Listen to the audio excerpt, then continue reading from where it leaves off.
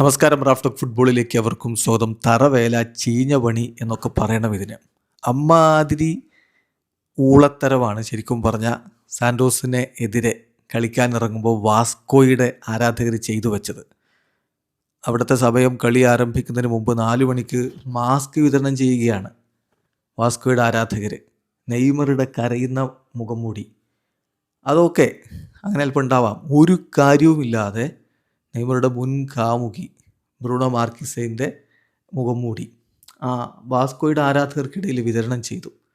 2012 മുതൽ 2018 വരെ 6 വർഷക്കാലം നെയ്മറും ബ്രൂണോ മാർക്കിസൈനും തമ്മിൽ റിലേഷൻഷിപ്പിലായിരുന്നു. നെയ്മർ ഇപ്പോൾ വിവാഹമൊക്കെ കഴിഞ്ഞ് ബ്രൂണോ ബിയൻഗാഡിയോടൊപ്പം കുടുംബജീവിതം നയിച്ചുകൊണ്ടിരിക്കുകയാണ്. അപ്പോൾ ആ സമയത്തൊരു കളിയുടെ പേരിൽ പഴയകാല പേഴ്സണൽ സംഭവങ്ങൾ, അതും ഈ കളിയിലൊന്നും ഒട്ടും ഭാഗമല്ലാത്ത ബ്രൂണോ മാർക്കിസിൻ്റെ മാസ്കൊക്കെ വെച്ചിട്ട് പ്രകോപിപ്പിക്കാൻ നോക്കുക എന്ന് പറഞ്ഞാൽ ചീഞ്ഞ പണി എന്നേ അതിന് പറയാനുള്ളൂ. ആ ചീഞ്ഞ പണിക്ക് വാസ്കോക്ക് ശരിക്ക് കിട്ടി.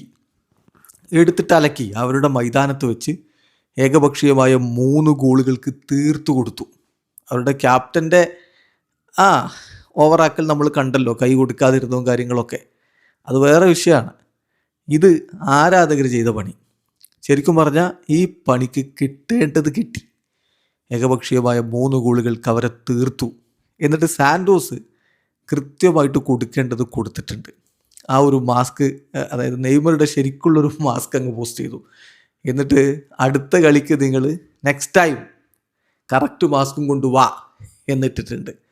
എടുത്തിട്ട് അലക്കി, താരങ്ങൾ ഗ്രൗണ്ടിൽ അലക്കി, സോഷ്യൽ മീഡിയയിൽ സാൻഡോസിൻ്റെ അഡ്മിൻ ടീമും എടുത്തിട്ട് അലക്കി വിട്ടിരിക്കുകയാണ് വാസ്കോയെ പോലൊരു ക്ലബ്ബ്, വലിയ രൂപത്തിൽ പാരമ്പര്യമൊക്കെയുള്ള, ചരിത്രമുള്ള, ഹിസ്റ്ററിയൊക്കെയുള്ള ഒരു ക്ലബ്ബ് ഈ രൂപത്തിൽ തരം താഴാൻ പാടുണ്ടായിരുന്നില്ല. അതും ബ്രസീലിൻ്റെ ഐക്കണായ നെയ്മർ ജൂനിയർക്ക് നേരെ. സംഭവം വാസ്കോ ഇപ്പോൾ എവിടെയാണ് കിടക്കുന്നത്? 19ാം സ്ഥാനത്തായി. സാൻഡോസ് മുന്നോട്ടേക്ക് ഉയർന്നു, 14ാം സ്ഥാനത്ത് എത്തിയിട്ടുണ്ട്. ഏതായാലും ഇനിയും ഇതുപോലെ തറവേലകൾ പ്രതീക്ഷിക്കണം.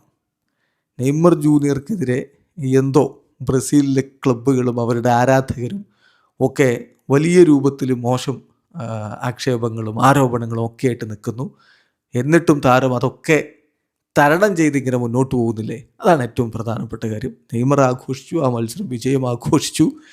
ഏതായാലും ചീഞ്ഞ പണി ചെയ്തവർക്ക് അവരുടെ മണ്ണിൽ തന്നെ ഇട്ട് കൊടുക്കേണ്ടത് കൊടുത്തിട്ടാണ് നെയ്മറുടെ പട്ടാളം ഗ്രൗണ്ട് വിട്ടിട്ടുള്ളത്. വീഡിയോ അവസാനിക്കുന്നു. ഫുട്ബോൾ ലോകത്തെ കൂടുതൽ വിശേഷങ്ങളുമായി റാഫ്റ്റോക്സ് എത്താം.